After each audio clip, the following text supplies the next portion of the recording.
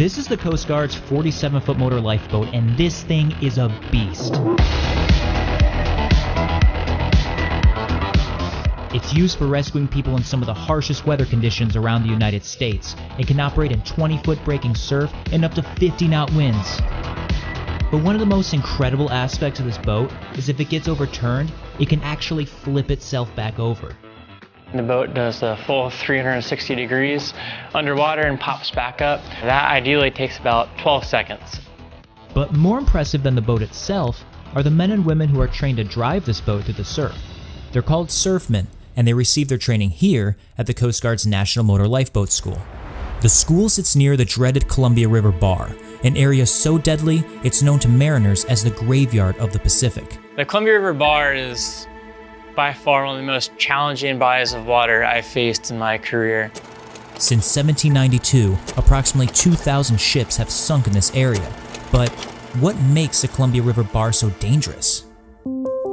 Strong westerly currents from the Columbia River rush out and collide with the currents from the Pacific Ocean, creating extremely dynamic conditions. So you have two massive opposing forces hitting each other, to where it's creating an environment that you just really can't create in any other area of responsibility. 9 Coast Guard members from around the nation have come to the school to attend the elite Surfman Course. The Surfman Course is the culmination of years of a boat driver's career. It can take upwards of 6 years for a person to gain the experience that'll earn them that certification. So what we can offer them here is the opportunity to come and for 4 weeks of their life do nothing but drive in those conditions. I wanted something with a little more drive and challenge. They sort of tell you it's the highest qualification you can get as a bosun's mate, and that's what I wanted to do. There's a little bit more layers than just driving a boat when you're talking about a surfman, especially in the Coast Guard. It's a lot of rich history behind it, a lot of great rescues. Hopefully I get to be part of a rescue someday that makes it down into history and keep bringing credit upon Coast Guard surfmen. These badges are called Surfman Checks, and they represent every surfman, going all the way back to the U.S. Life-Saving Service. Back in those days, surfmen used boats that looked like this, and wore rain gear and cork life jackets. It's a stark contrast to the more advanced gear worn today. We all wear 3 layers, a wicking layer, an insulative layer, and then a layer to keep us dry. But the most important things that we can wear are those additional safety items like our life jackets, our pyrotechnics, and things like our helmets and our heavy weather belt. The heavy weather belt allows the boat crew to stay connected to the boat if it's struck by a breaking wave or even flipped over while operating in areas like this, called a surf zone. These are the treacherous areas where students train. You're definitely out of your comfort zone all the time. These conditions are bigger than almost anywhere else, and we got to get out and really get into it. Surf zones begin forming far off the coast in what are called deep water waves. As the waves approach shore, they interact with the coastline, slowing them down and pushing all the wave's dangerous energy up and forward, until it breaks. The primary objective of a surfman is actually wave avoidance. However, we know that you're not going to be able to get into a zone and prosecute a mission while completely avoiding every wave in the zone. So we practice and teach our students how to encounter those waves. While working in a surf zone, surfmen will do what is called squaring up, which means positioning the bow of their boat toward the incoming waves. But in order to move through the zone, the boat crew must move parallel to the surf, which can be a treacherous task. Surfmen view waves like this. You have the peak in the center and 2 shoulders called near side and far side, depending on their distance from the boat. A surfman can either slow down to navigate around the closest shoulder, which allows the wave to pass in front of them, or try to outrun the wave and reach the far side. When you're running for the far side, you're trying to get to the farthest shoulder of that wave, the furthest area where you know it's not going to break, before it breaks on top of you, which is probably one of the most fun things to do, but also one of the most dangerous because you're never really sure that you're going to get there.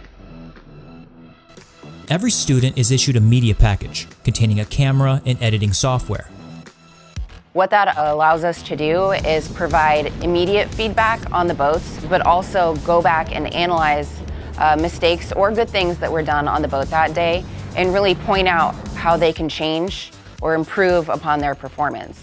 Well, in this video, we made the decision to run for a far shoulder, and it wasn't the right call. There wasn't enough time for us to outrun that wave, and we ended up going with the wave a little bit, but that's all part of it. Not every read is going to be a perfect read, and you have to be able to move from that and make the corrective actions.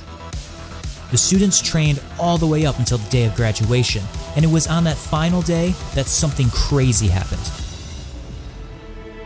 Mayday, mayday. Ship's gonna sink, yo. The compass isn't working. The boat crews were notified of a potential mariner in distress near their location. I think I might be taking on water. It was decided that we were going to go investigate, see what was going on. It started with 14 to 16 foot swell, sort of amped up to 18 to 20 foot with breaks.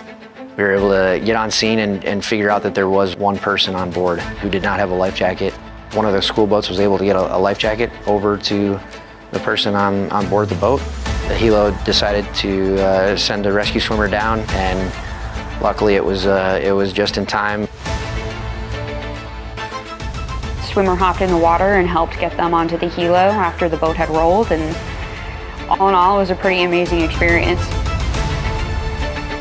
That's one heck of a graduation.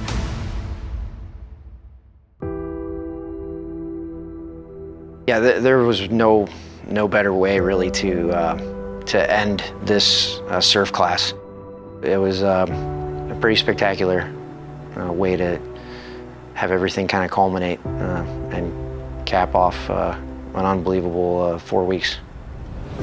It's 3 years of hard work that's been acknowledged, and here we are with a certificate to prove it now. I can teach anyone how to drive in the surf. Like, it's just a matter of throttle maneuvers, helm movement, and having an understanding of bathymetry and oceanography. But to really get to that level to where you're getting someone that wants to push themselves into the most challenging conditions, that's going to stem from within. That's not something that I think any instructor, any schoolhouse could really teach, but I think that drive itself is what makes the Surfman what it is today.